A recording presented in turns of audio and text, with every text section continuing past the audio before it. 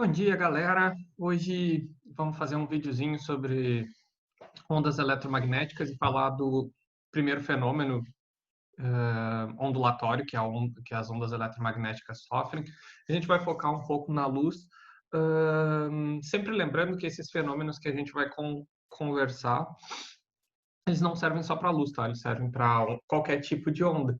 Tanto que a gente vai dar uma comentada nisso bem de leve, assim, como funciona. A gente vai ver muitas questões de vestibular aqui nessa aula, porque esses conceitos que a gente vai ver hoje são um pouquinho mais simples. Vamos tentar fazer, ironicamente, um ou dois experimentos para vocês tentarem pegar a ideia e tal, mas mais para frente, logo depois de terminar as aulas dos fenômenos, antes de começar aulas dos espelhos, a gente vai fazer uma aula só com eu tentando fazer experimentos por vídeo, caso até lá a gente não tenha voltado, já que o Estado está pensando em ter o retorno das aulas aí por setembro. Vocês podem notar que está tudo meio escuro aqui, mas é por uma boa causa, porque as coisas que eu vou tentar fazer hoje, quanto menos luz tiver incidindo, quanto menos luz do sol, menos luz da rua tiver incidindo, melhor. Devia ter gravado essa aula de noite, daí vocês não iam me ver. Ia ficar tudo escurão aqui. Ia só ter a luz do computador na minha cara, mas daí ia ficar meio ruim. Porque eu não consigo gravar de noite porque a Luana tá aqui. Daí eu fico com vergonha. Começar aqui, como sempre, né, no material que vocês têm lá de apoio, tem o texto aquele que eu produzi para vocês, que ele fala sobre um pouco das ondas eletromagnéticas e traz o primeiro fenômeno que a gente vai falar hoje, que é refração.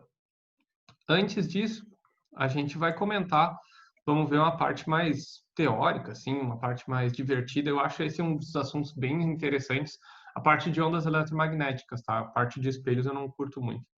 Que, como a gente já viu nas últimas 2 semanas, com a parte de introdução a ondas eletromagnéticas e tal, a gente tem aqui ondas eletromagnéticas e o estudo da óptica ela pode ser dividido em duas partes, que é a óptica física e a óptica geométrica. A gente vai começar então com a óptica física, que são os fenômenos ondulatórios. Alguns deles também fazem parte da óptica geométrica, como a gente vai ver depois.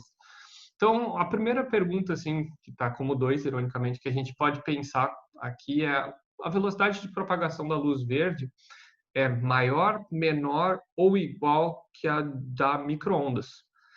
Para quem der uma olhada no texto, vocês vão perceber que toda onda eletromagnética, e a luz se inclui como uma onda magnética, toda onda eletromagnética anda com a mesma velocidade, que é a velocidade da luz. Então, a resposta correta aqui seria igual, não é nem maior nem menor, é sempre a mesma velocidade que é a velocidade da luz. Então, independente do tipo de onda eletromagnética que a gente está falando, se é luz visível, no caso da luz verde, se é onda de rádio, se é onda, sei lá, raio-x, raio gama, infravermelho, que é o que a gente tem, e ondas de micro-ondas também andam na velocidade da luz, ironicamente, todas elas andam com a mesma velocidade, que é a velocidade da luz. Mas qual é essa velocidade da luz e por que que ela é tão importante para a física? Ela é um valor bem alto, que é 3 vezes 10 na 8 metros por segundo, ou algo como 108 milhões de quilômetros, 108 mil milhões de quilômetros por hora, é coisa pra caralho. 3 vezes 10 na 8 metros por segundo. Todas as ondas eletromagnéticas andam com essa velocidade. Ela é uma velocidade muito importante porque ela é um limite físico. A gente não consegue alcançar essa velocidade, a gente consegue chegar muito, muito perto dela, mas dificilmente alguma coisa chega nessa velocidade. O que que eu quero dizer com isso? A gente como assim a gente? Não, seres humanos, a menos que tu for o Flash, tu não vai conseguir andar na velocidade da luz, nem mais que isso, com certeza. Mas o que que eu quero dizer com a gente? É produzir cientificamente alguma coisa que possa chegar nessa velocidade. Nem que seja, como é o que a gente faz hoje, acelerar um elétron. Vocês já devem ter ouvido falar que existem aceleradores de partículas. Tem um gigantesco na Europa, Mas, ironicamente, eu trabalhei em um que tem, aqui na URGS tem 2 aceleradores de partículas. O acelerador de partícula nada mais é uma coisa que acelera uma partícula subatômica, normalmente. Pode ser atômica. O que eu quero dizer com subatômica? Pode ser subatômica é menor que um átomo. Então, ele acelera elétrons, ele acelera prótons, ele acelera nêutrons, é esquisito, mas tem como. Normalmente, prótons, elétrons, às vezes átomos podem ser acelerados. E acelerar ele quer dizer que tu vai fazer com que ele se movimente com uma velocidade muito, muito próxima da luz. Aqui, os aceleradores da URGS não chegavam próximo desse 3 vezes 10 na 8, mas o CERN, que é o acelerador da Europa, que é uma junção mundial, assim, um laboratório mundial que teve esforço de vários países concentrados. Hoje em dia eles estão construindo um que é o dobro. Ele fica no subsolo de uma cidade na França ou na Suíça, não me lembro agora exatamente. E ele é gigantesco. Ele tem, sei lá, 20 quilômetros de raio. Então, é um círculo gigante que eles lá chegam com os prótons que eles aceleram lá tem uma velocidade muito, muito próxima dessa velocidade da luz. Então, essa velocidade é muito importante porque ela é um limite físico. A gente dificilmente conseguiria alcançar essa velocidade. Então, essa é a velocidade mais rápida conhecida pelo homem e tal.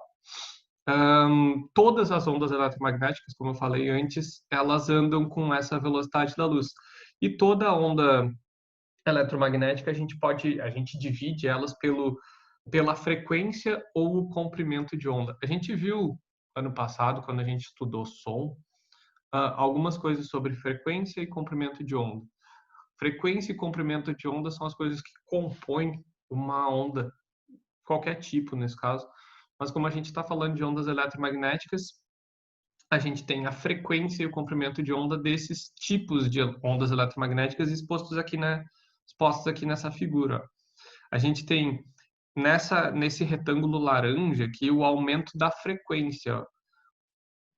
E, consequentemente, com o aumento da frequência, a gente tem a redução do comprimento de onda. Olha só, conforme vai descendo, vocês podem acompanhar aqui que esse número vai passando de 10, 10 na 2, 10 na 4, 10 na 6, 10 na 8. 10 na 6 aqui, ó, megahertz é a frequência do rádio. Então tá aqui, ó, ondas de rádio. 10 na 6, a frequência da onda de rádio. Kilohertz, a gente está na onda de rádio AM. Vocês podem acompanhar também que conforme essa frequência vai aumentando, o comprimento da onda que está aqui em vermelho vai diminuindo. Isso quer dizer que a velocidade da luz é uma composição das duas coisas, é uma multiplicação entre o comprimento de onda e a frequência de uma onda eletromagnética. Então, quanto mais alta for a frequência, menor vai ser o comprimento da luz, que a gente pode ver aqui no raio gama, que ele está como a maior frequência. Uma coisa que é bem importante, por isso que os raios gama são perigosos e tal, é que quanto maior a frequência de uma onda eletromagnética, maior vai ser a energia que ela tem. E quanto maior a energia, mais dano ela pode causar. Não é que essas aqui não causem dano, elas causam, só que é irrisório, é muito pouco. Aqui já não. Raios gama, como vocês sabem, vocês devem estar estudando isso em química e depois a gente vai estudar em física também. Eles são uma radiação ionizante que pode matar, dependendo da quantidade de radiação que tu recebe. Nesse gráfico aqui, o raio gama aparece como a maior energia, a maior frequência, mas nem sempre é assim, tá? O raio-x pode ter uma frequência maior, uma energia maior.